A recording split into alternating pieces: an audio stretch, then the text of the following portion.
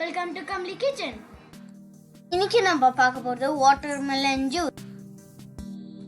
Watermelon ஜூஸ்க்கு 2 cup watermelon எடுத்துக்கலாம். அதுக்கு தோல் இல்லாமல் சத பகுதி மட்டும் எடுத்துக்கோங்க. கொட்டை எடுக்க முடிஞ்சால் எடுத்துக்கோங்க. இன்றைக்கி நான் கொட்டை எடுக்கலை, கொட்டை எடுக்காம தான் கட் பண்ணி யூஸ் பண்ணியிருக்கேன். என்னோடய மிக்ஸி ஜாரில் அதுவே வடிகட்டிக்கும், அதனால நான் கொட்டை எடுக்கலைங்க.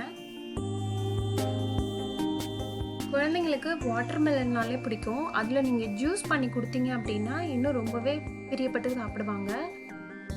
இந்த ஜூஸில் நம்ம மின்ட் லெமன் கலக்கிறதுனால குழந்தைங்களுக்கு இன்னும் ரொம்பவே பிடிக்கும். என்னோட மிக்ஸி ஜாரில் இந்த சென்டரில் கட் கலரில் இருக்குது பார்த்தீங்களா, அதுக்குள்ளே தான் நான் ஃப்ரூட்ஸ் வச்சுருவேன். எனக்கு அதுலேயே வடிகட்டிடும்.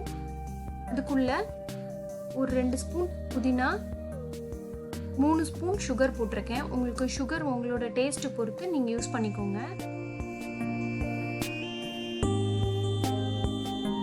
பாருங்கள், என்னோட மிக்ஸி ஜாரில் ஜூஸ் மட்டும்தான் தனியாக கலெக்ட் ஆகுது.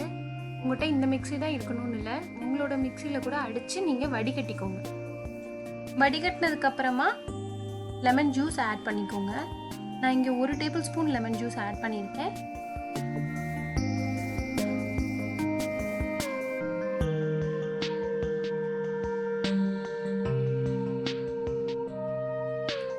அடுத்த ஜூஸ் வாட்டர்மெலன், சுகர், லெமன் இது மட்டும் போட்டு மிக்சியில் அடித்து வடிகட்டிக்கோங்க. ஒரு சிலருக்கு புதினா ஃப்ளேவர் போட்டால் பிடிக்காது, அதனால இந்த ஜூஸ் ட்ரை பண்ணி பாருங்கள்.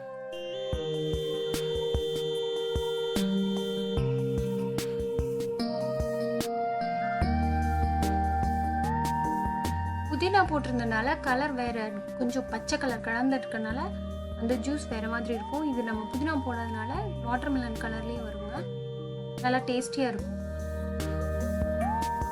ஜூஸ் பண்ணிவிட்டு ஃப்ரிட்ஜில் வச்சு கூட சில்லுன்னு குடிக்கலாம், இல்லை அப்படின்னா ஐஸ் க்யூப் சேர்த்து குடிக்கலாங்க. தேங்க்ஸ் ஃபார் வாட்சிங். சப்ஸ்கிரைப் பண்ணுங்க, லைக் பண்ணுங்க.